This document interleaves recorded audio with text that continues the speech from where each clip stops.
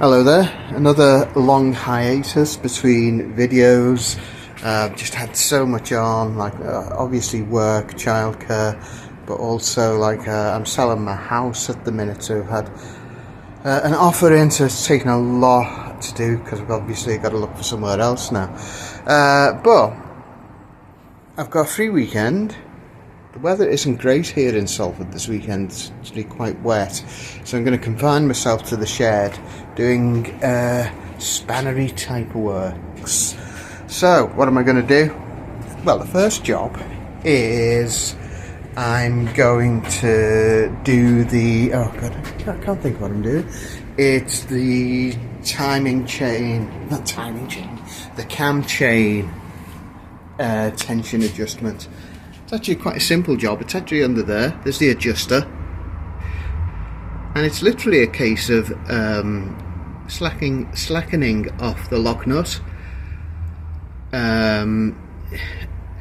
undoing the kind of the screw. I can't describe it, but there's two a nut and a screw. You undo, and because the thing is spring loaded, it sets itself, and then you just tighten it up again. So the only difficulty is getting your hand in there, but hopefully it'll be okay. But the first task is to undo the intake cover on cylinder number 1 there, and take off the points timing cover here and get it set to top dead center on the compression stroke of cylinder number 1. So let me get on with that. So, oh bloody hell, this is really difficult doing this because I don't have a tripod or anything. I do this with my phone, so I'm trying to do this with one hand. So this is cylinder number 1. So as you're sitting on the bike, on the far left hand side, that's cylinder number 1, and so this is the intake side nearest the carburetors. So I need to take that off. Bloody hell, that's tight. Well, the curse of old bikes. This, the one I actually need to undo at the minute, I can't move, and it's actually, I put a socket on it, a 17mm socket, it fits, but it's still not, it's actually starting to chew the corners. I've tried the others are stiff, but I have managed to get the others are moving now. Bit of a, what's now? This one, I can get the socket on it, but it's difficult for me to get anything on it, so I'm going to have to use an open-ended spanner. I don't want to use the circular part because it could chew it. So I'm going to use the open-ended spanner with that old trick and putting a balloon or a rubber glove on it to give me a bit more purchase. See what I can do. As always seems to happen, even the simplest jobs take ages. I've managed to undo the covers on the exhaust covers on 1 and 2. The intake I can't move at all, and I'm chewing that bolt up there. And on the other side, I've managed to undo the exhaust on number 3. The exhaust on number 4 is stuck, as is the intake on number 3, but I have managed to undo the intake on number 4. So I'm going to have to look at ways of removing these. I've tried heat gun, I've tried a balloon inside the socket. I can't actually get a socket under these ones. I've got a feeling it's going to be mold grip, so I've been soaking them in penetrating fluid.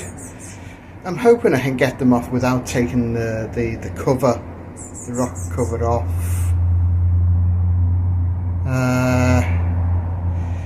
the thing I was actually going to do was the cam chain tension adjuster.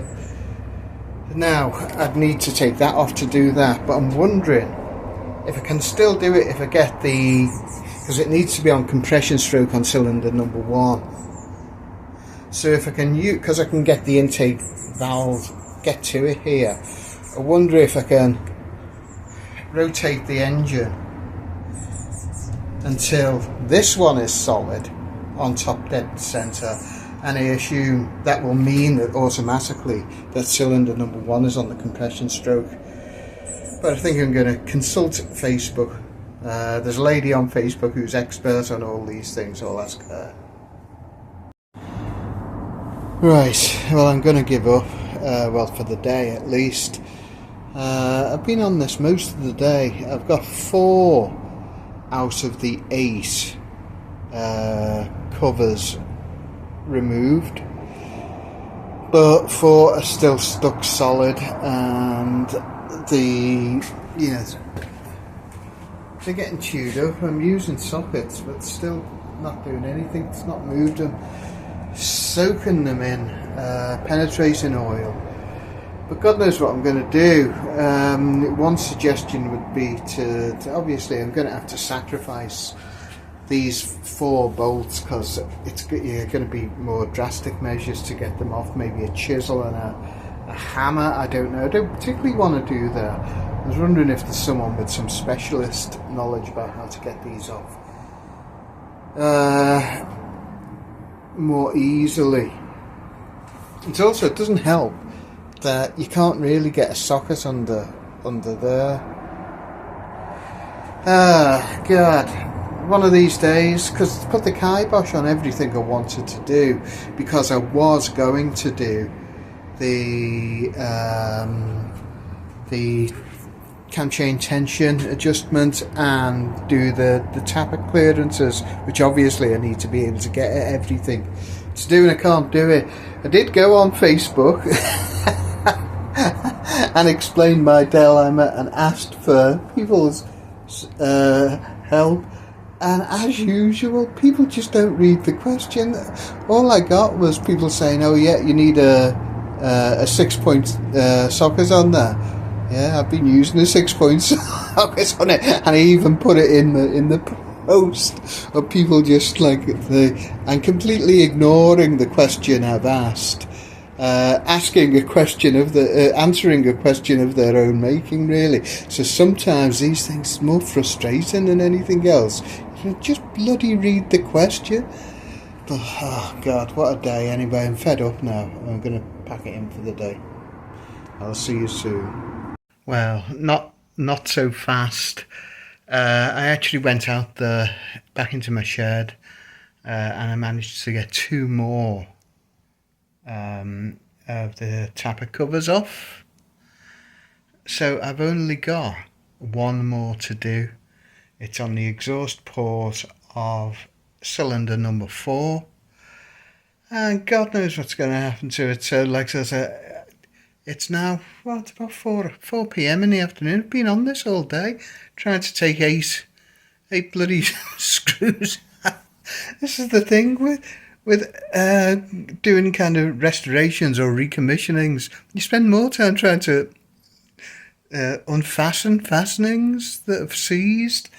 So at least tomorrow, I'm knackered now, I'll be able to do the cam chain tension adjustment anyway, because I can now get to the inlet port on cylinder number 1, and I'm going to continue with the last one on the exhaust port of number 4.